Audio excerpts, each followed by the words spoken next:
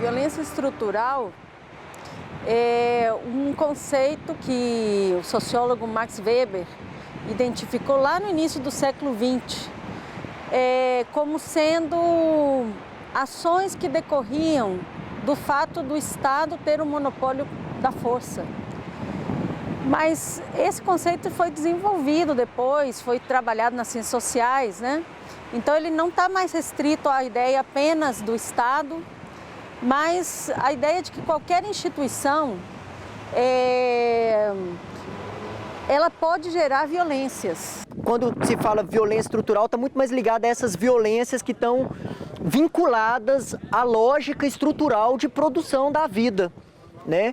Seja de produção da cidade, com as suas contradições estruturais, como o não acesso à moradia, o não acesso aos equipamentos públicos, aos direitos que envolvem o rol de direito, que compõe o rol do direito humano à cidade, né, o lazer, a mobilidade urbana, né, a própria segurança pública, saúde, educação, trabalho, todos esses direitos que muitas vezes são negados, têm o seu acesso limitado, não são plenamente concedidos, né? As pessoas não possam usufruir plenamente desses direitos. Essa violência surda, larvar, molecular, cotidiana e muito profunda da nossa sociedade desigual, injusta, ela não é percebida como tal. Então, desde a colônia, quando se falava que para os escravos eram reservados 3 P's, pão, pano e pancada, até hoje, quando temos uma maioria deserdada, os 20% mais pobres da população brasileira têm 25 vezes menos renda do que os 10% mais ricos. Essa desigualdade estrutural já é uma violência e ela se traduz nas políticas públicas. Inúmeras instituições são corresponsáveis pela perpetuação dessas violências. A exemplo, né, primeiro exemplo, o próprio Estado. O próprio Estado, quando não garante a efetivação dos direitos já assegurados na Constituição, por exemplo, né, a maior lei do país, ele está, de certo modo, garantindo a perpetuação desse quadro, né, de violência estrutural, sobretudo as maiorias segregadas, né? Os pobres, as pessoas que não têm acesso aos serviços públicos, aos direitos fundamentais. Mas a família também, muitas vezes, é uma instituição que faz perpetuar certos tipos de violência, né? No sentido de que, muitas vezes, a família busca enquadrar as pessoas dentro de um modelo, de um paradigma de comportamento que pode não ser o comportamento que a pessoa esperado, né? Então, muitas vezes, a família perpetua também, né? Os aparelhos, né, os equipamentos de educação, quando a gente pensa a universidade ou a escola, também são instituições que, em certa medida, muitas vezes contribuem para perpetuar esse quadro de coisas.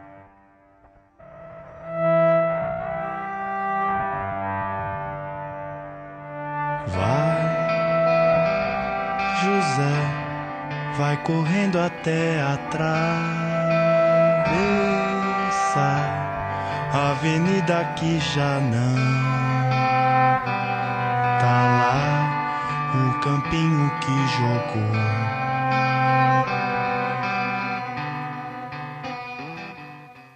Eu acho que a primeira violência que é gerada estruturalmente é exatamente a definição de uma sociedade de classes e a definição do que sejam minorias.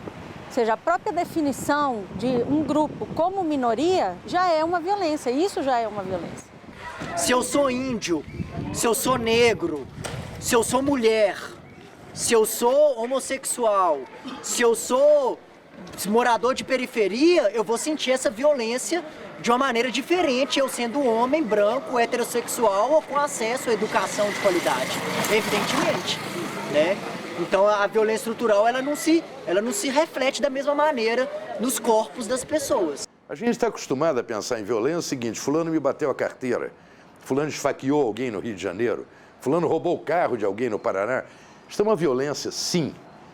Sim.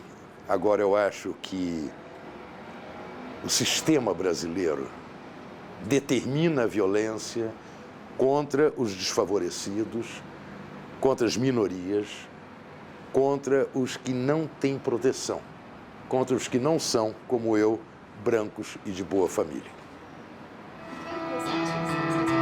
Vai, José, vai saber como é que é cair a cidade inteira até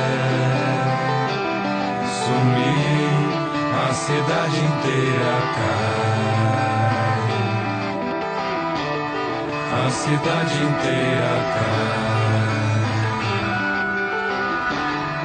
a cidade inteira cai, a cidade inteira cai. Todo mundo quer ser feliz, né? E o que impede que você seja feliz? É exatamente as condições externas, as condições dadas, né? E num país onde a educação nunca foi um direito, a educação no Brasil é um privilégio, nunca foi um direito. É balela dizer que alguém está preocupado com a educação no país. Nunca estiveram preocupados com a educação no país por uma razão muito simples. Porque a educação gera cidadãos conscientes. E o cidadão consciente, ele é mais reivindicativo. Quando você questiona pilares do sistema injusto, desigual, voltado inclusive para o benefício daqueles sempre beneficiários, que são as grandes corporações empresariais, da construção civil, dos transportes, da saúde, da educação, os grandes conglomerados privados, aí a turma fica meio nervosa.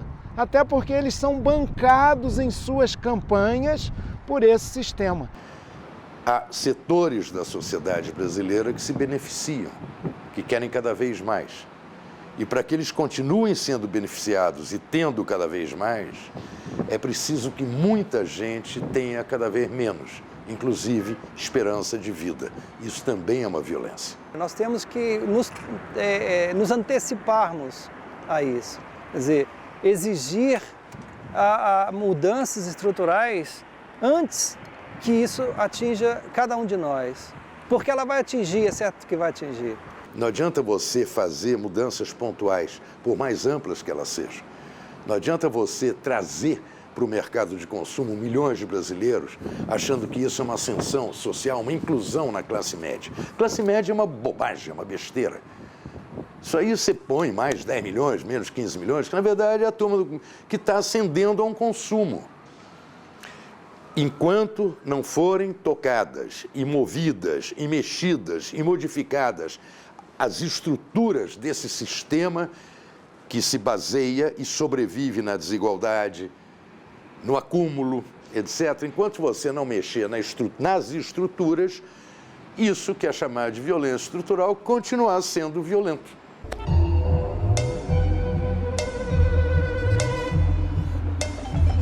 É isso? Aprendi uma nova profissão. O negócio é a fome.